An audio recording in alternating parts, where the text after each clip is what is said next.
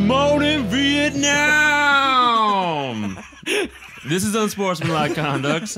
Sorry about that. Or Pittsburgh. Yeah, or Pittsburgh. This is Buzz Birch. With me, as always, Kip Cooper. Yo, yo. And straight out of Fairfield, they call him the Ghost Town Lightning Rod Mutter God. Legend. What it at? What it at is right. Today we're talking what? Victor Fast. We're talking yeah. Chicago Blackhawks still not losing.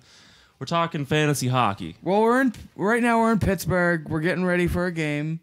We're gonna watch the Penguins play. It should be very exciting. It will be very exciting. And so Victor Fast been playing great. Yes, he's what I would call hot. Hot? I mean, you know, as a player, as far as goalies. Well, how many wins does he have? We'll count it now at 8 wins, 1.78 goals against average. He's coming in at like .933 for his save percentage. Some pretty crazy numbers. Pretty good. It's pretty good. It's impressive for being starting his career, relative by the unknown. Way, 8-0. The guy's 30 and just starting his NHL career, but 8-0. That's something to go by. If you were fortunate enough to pick him up 2 weeks ago, you are loving yourself. And if you didn't, then you are hating yourself because he's 8-0. That's true, but he's not alone. There's some other goalies. Some great teams out there right now. Who else is hot right now? Goalie's Ray Emery. He's a backup for Chicago, but with recent injuries, he's been stepping it up. 6-0. He also hasn't lost this year, so he's very available as well. Well, Chicago hasn't lost this year, so yeah, you Chicago, can't really go wrong with any Chicago player on your team. Absolutely, at this point, still haven't lost in regulation. Now, what's more impressive, Foss' unbeaten streak or the Chicago Blackhawks' unbeaten streak? We'll go with lightning rod on that. What you got? Gonna have to go Foss. It's only 13 games. Detroit's put up 20 in a row. So I mean, it's nice to start the season undefeated. That's true. It's kind of a novelty where Victor Fast is like proving right now that this is great. He has what it takes to be a fantasy juggernaut. He just got a new contract too. They like what they saw already in Anaheim. Smart moves. So stick with him. Who else is hot though? First, like some forwards and stuff. We're talking John Tavares out of the Islanders, right out of New York, not the Rangers, the other team from New York. He has 20 points, 11 goals, top of the league there. So he's hot. That's pretty crazy. Philadelphia, Claude Giroux, not far away from where we are now. Very hot. Yeah. Well, after we get done with this game in Pittsburgh, we're going to Philadelphia for that game the next day. The whole weekend, Pennsylvania weekend. So, Claude Giroux got 5 points in the last 2 games. Wayne Simmons as well, joining him there, his counterpart in Philly. He went out a little bit ago with a concussion, but he's been back 7 games. He has 7 points in those 7 games, and he's got lots and lots of penalty minutes. The guy is a multi-threat player. He's a thug. But that's good. Well, he's a scorer, too. It's great. He's a goon. Lightning Rod, the goon of the men's league over there in Fairfield, New Mexico. How do you feel about Wayne Simmons? You like this guy? Yeah, I like to see him playing the body, throwing it around out there. It is good. And he also has the finesse to back it up. I mean, it's definitely a dual threat. Absolutely. And how about this now? We can finally say he's hot again, or for the first time, I guess, this year. Joining the ranks. Let's welcome Shea Weber. Shea Weber, where were you, buddy? Shea. Oh, about time. The league started. Oh, you didn't even realize it. I don't think he saw it. He was missing his buddy Ryan. Yeah, probably. I was lucky enough to be waiting on Shea Weber. Pulled off a trade with Kipper. Yeah, that's true. He did. He stole him right. Unfortunately, I got Leighton in the mix. Well, I was looking at the Krejci part of that deal because the Bruins have also been on a tear, and Krejci and Marchand have just been. Marchand stole the show in Boston. Oh, lately. Absolutely, yeah. They've been just riding him this week. Boston's been hot, and we're glad Shea Weber's getting hot finally too. He's a bruiser. 4 points, 4 game point streak there. Who on the opposite side of things? Who's been trash? Who's been trash? Who's been junk drawer? Who's not? Who's not right now? Well, who's not is San Jose. Yeah, after starting off hotter than anybody. They've cooled down. The Sharks are out of the water. Pavelski has 2 points in February. Put him in the junk drawer. After having big time junk drawer. Hashtag he had 12 junk points drawer. in January, 2 in February. We're now 20 days in, so excuses have run thin. Where are you? Thornton as well. He's kind of slowed down a lot. Tommy Wingles can't be the only good player on that team. You know? They're a defensive-oriented team right now. They're trying to keep the points down, but they're not putting any offense up. That's where the Sharks are going wrong right now. Well, the issue with them, the Sharks, is they're playing all of these teams that you got the Anaheim guy going undefeated, and then Chicago's going. They got to be beating somebody. They're not playing the East. That's a good point. They are stuck in the West. With some really tough teams there. Over on the East side, though, some not hot players. After paying off early in the year, we now have a low Seaman count in Carolina. Oh, very low. Alexander Seaman has no points in the last week or so. Pretty disappointing. He started off good and still hold on to him, but down there, ain't he? Shooting blanks. That's awesome. I like that, Kipper. Thank you for that. You're welcome. Cronwall is not Cronwall on anybody right now. No points in the last 4 games. He also 2 shots on goal right now. Looking terrible. And Lucci out of Boston. He's not a wall, it's a door. I don't know. So everyone's passing through him like a defense. He's just like an open, maybe a Cron window. Yeah, he's a Cron window right now. All right, big time junk drawer. Also, someone I'm disappointed in is Sergei Gonchar. Carlson went out. So this is who everyone expected to kind of make up for his points. Yeah. Obviously, the system was kind of going towards a good defensive, offensive-minded defenseman there, and this should be the guy who's doing it. But no points in the last 3 games. He's got a lot of shots on goal. Well, not a lot. He's had some shots on goal. So that's at least something to hold on to. But he's not a guy who gets hits. So basically, if the shots aren't falling, he's not scoring. So be wary of that.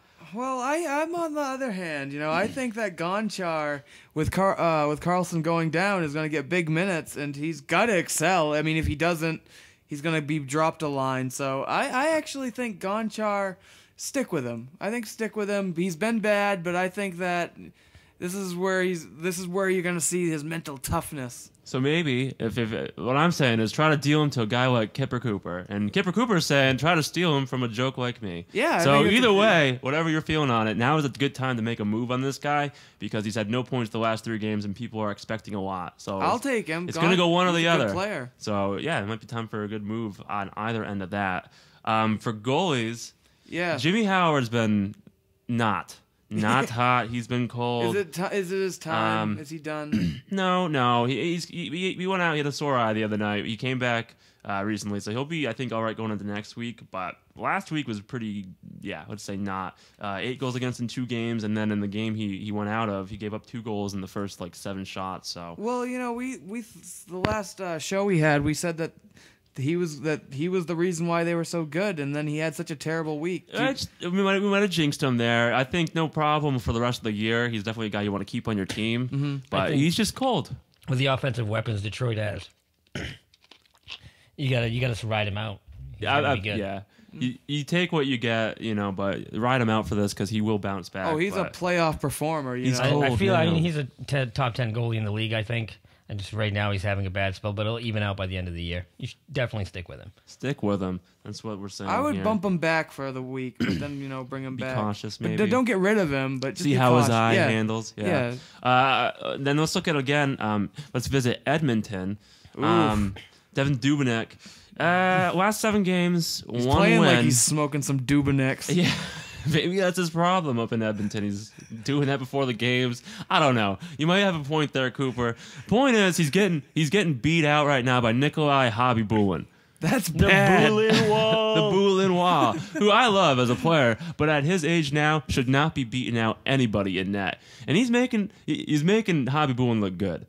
That's never good. That's not a good thing. Dubnyk is definitely... Edmonton is the future there in Edmonton, so they'll definitely keep playing him as the first goalie, so you don't have to worry necessarily about him losing a lot of starts. But you do have to worry about him losing every game he starts, though. Well, this goes to my point, like I said, about San Jose, is they're also playing these the Ducks and the Blackhawks, so they're just getting pounded. Yes, again, that's true for poor Edmonton. But Dubnyk is definitely looking like he's smoking too many Dubnyks. Yes, he is. All right, Lightning Rod, my main man. Who is on the shelf? Let's visit you. Let's visit the shelf. Who's on the shelf? Who's off the shelf? Well, Kippersoft, we already talked about. Kippersoft. He's on the shelf. On the Yeah, shelf.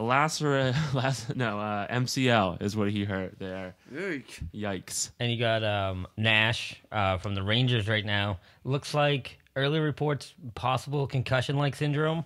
He did play a game after a big hit, but now they've set him, and it's day-to-day right now. But if it's concussion, brain stew, who can say when he'll come back? That's true. Well, I predicted that he would get his finger cut off. Which is... It's a little different. A little different, but hey, not far off anyway. He's still not playing for you this week. And, well, not right now. He's day to day with a We'll see how concussion. I mean, serious come on. this is. We Well, don't they're know if it's a not even concussion. They're calling not it a saying concussion. They're that. not releasing anything. That's just A that's the possible- buzz around the league. Okay. right now. Possible solution to what's Well, going on. who else Because And is- he's who else on the dead, shelf? Leighton from Dallas, the goalie from Dallas, he's also on the shelf right now. which is a problem. I just got because- him in a trade from Kipper. We talked about earlier, and I had put him in this week, replaced it quick because, as you know, we've been down in LA a lot this season, Yeah. and now I'm stuck with an IR goalie for the week, so I'm kind of bummed. It is a little bumming. I have him as well in another league, and the guy's good, and he's worth hanging on to because he looks like he's only going to miss another week or two. But yeah, definitely a big bum. You got to move to get somebody else. It might be a time to trade him if you have somebody that can hold on to him. It just sucks that that he was actually having a really decent season until this happened. Oh, great season. So I mean, you can't really say he's in the junk drawer. That's why we have the on the shelf. on the shelf. And then the biggest sitter out now for the looks like the rest of the season. This is big news. I did mention not to draft him as your first defenseman, so kudos He to was me. ripping it up. He was in making me everyone look like else's an defense, asshole. But But now he's injured, so Erik Karlsson gone for the season. If you took Buzz's advice, you didn't pick him up in the first round. Despite his solid play in the first month, that would have hurt if you picked him with your number one pick, and then he's hurt now. I mean, now he's hurt for the rest of the year. what's your take on the on shelf. it? What's everyone's take on it? Does this mean their team gets progressively worse?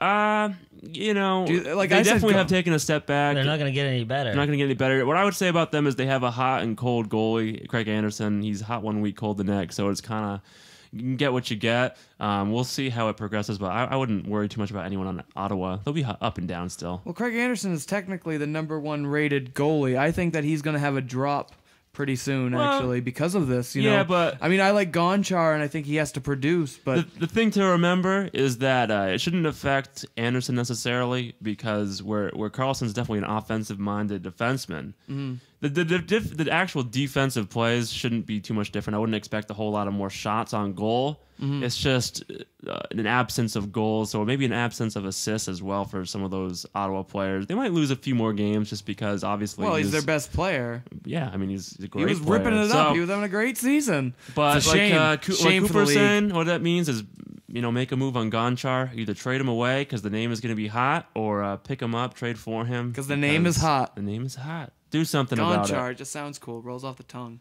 And who's off the shelf? Somebody over in Vancouver. We got Ryan Kessler joining the ranks of the NHL. This is the big move that the Canucks need. I mean, he's been out for a while. Should be good. Vancouver is still looking good, so they'll be happy to have him back. If you held on to him for the first month, you're gonna be happy. He's gonna pay off. That would have been a tough hold on to. That it would have. So maybe you were lucky enough to pick him up like a week ago, and no one else thought of it. But either way, he's back in action. So no more MIA for Kessler. He's off the shelf, joining us. Who else? Now let's take a look. We'll go to a segment here. The scrap heap. The scrap heap. Who the hell is sitting in the pile of trash? Who can you pick up? Mostly like top teams to target. Yeah, because there's so little great players available, and it's hot and cold. So what are some top teams to target overall? When you're looking for the scrap heap. What do you think, Rod? I'm looking Chicago all the way. So obviously, yeah. You've been on their bandwagon all season. I actually have 5 players from Chicago on my team that I drafted, not knowing really going into the season. Yeah. And I haven't even been able to play Marian Hossa all year. He's been on my bench. Isn't that a commodity? It is. Yeah, I mean, and they got that guy, their goalie he's might be in some leagues. Emery. Yeah, Emery again. If you can still pick him up because he is available, where he's a backup goalie. Someone kind of right Not now, a obviously, long-term guy, but, right now he's filling in for the injury, so that is good. But he still will get chances whenever he plays, and he hasn't lost yet. So if you have a roster space for him, you can put him in some nights when he's going to play. Junk. He plays for the best team in the league, so he's going to get wins. If you have Lettinen, just pick up Yeah, Emery. that's exactly what I did. It's working out so well. Some other top teams now, though. Anaheim, like we said, you can go deep there. Boston. Boston again. Philadelphia. Yep, Philadelphia is incredibly hot right now. Tampa Bay, they've been really cold the last 2 weeks, but they're still leading in goals. So a really top offense there. So don't be afraid to pick them up. Yeah, great moves. And then also for the Islanders, if you're smart enough to pick up Boyes, he might be available still in a couple leagues. He's playing on the top line, and he's fitting in. He's working well there with Tavares. They've been playing real hot.